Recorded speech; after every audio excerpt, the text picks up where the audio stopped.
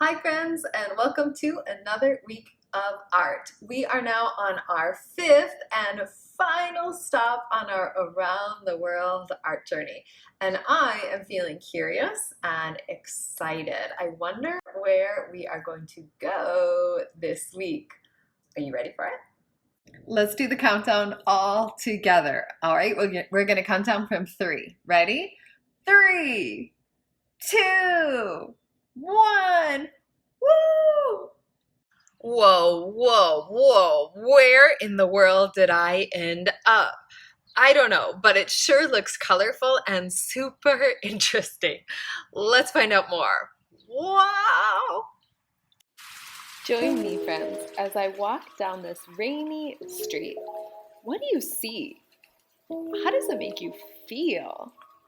And what does it remind you of? So I see this beautiful tree above me filled with flower petals. It must be spring. And I see this amazing mountain right here with a big snow cap on the top. Where am I?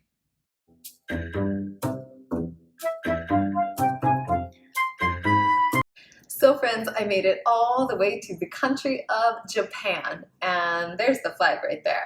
Let's find out a little bit more about Japan. The biggest city in Japan is called Tokyo. And right above my head here, we have the famous Tokyo Tower. We learned about Japan a little bit when we made our Zen gardens. You might recall how we looked at pictures and learned how Zen gardens can help us feel calm. That is part of Japanese culture. Also, part of Japanese art, here is a beautiful painting of those cherry blossom trees we saw earlier. And remember that mountain I was standing in front of? That's called Mount Fuji. So now that we've learned a little bit about Japan, we are going to jump on into actually creating art together. So this week we are going to focus on theater. Have you ever been to a theater? Let's take a look at some theaters around the world, and then we'll focus on one special type of theater in Japan. So here's an example of a theater, and I can see a little mouse performing maybe a play on the stage. And in this image here, we see a dancer on the stage. Now, all of those red seats, those are for people to watch the performance. That might be the crowd or the audience. Now, theaters exist all over the world. And here we can see an opera in Italy where people sing. There's also famous operas in China where people sing and dance. There's something called pantomime in the United Kingdom. Now, these ones tend to be pretty silly, and I bet they'd make you laugh. Over in Russia, we have puppet theater. And today, since we're focusing on Japan, we are going to look at No Theater in Japan. What do you see? What kind of stage do they have? The stage in No Theater tends to be pretty simple and made out of wood. In fact, here's the oldest one in the world. So people perform on the stage, usually wearing very beautiful costumes, and often they wear a mask. See on this actor's face, they're wearing a mask. Here's what they look like. Let's take a look again at the mask, the costume, and often they're holding a fan. That was so fun to learn about theaters around the world, especially in Japan. Now it's our turn. Let's make our very own puppet theater. I'll demonstrate. I recommend beginning with a shoebox. Now, I want to add a curtain to mine. Even though no theaters don't have curtains, a lot of theaters do. So I'm going to draw a little scalloped edge on the top, and a grown-up can help you cut that out. So the curtain is going to go on the top of my shoebox like so. All right, once the curtain is on, it looks great, but obviously it's missing some color. So I want to add a scene or a background.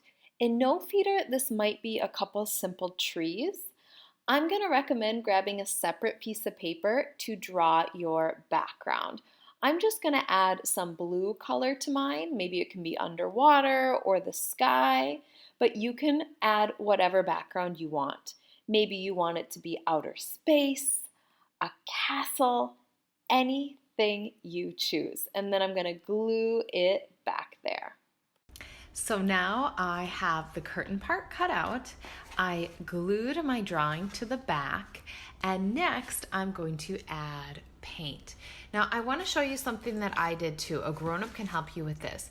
If you want to be able to add some little puppets through the hole here, I'll show you what I mean. I have some popsicle sticks. Maybe you want these to be puppets. If you know that you want to play with your puppet theater like this, before you paint, I recommend having a grown-up help you cut just a little slit into the bottom. That way later on you can play with your puppets like so. That is totally optional, but I'm just letting you know. All right, I am ready to paint, so I'm gonna speed it up and show you when I'm finished.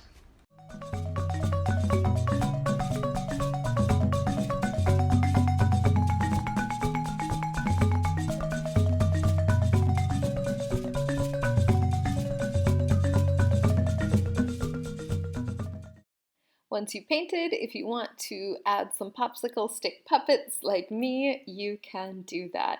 Here is an amazing image with all sorts of ideas. I even see an alien one and a cat one, so you can be as creative as you want.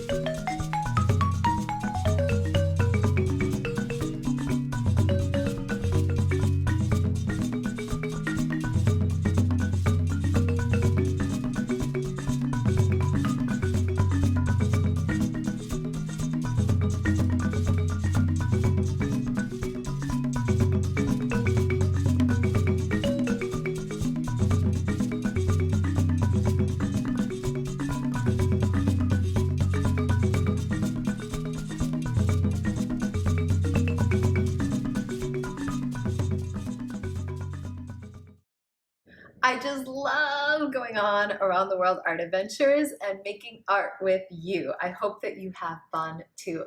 Hug and a kiss. I'll see you next time, friends. Bye.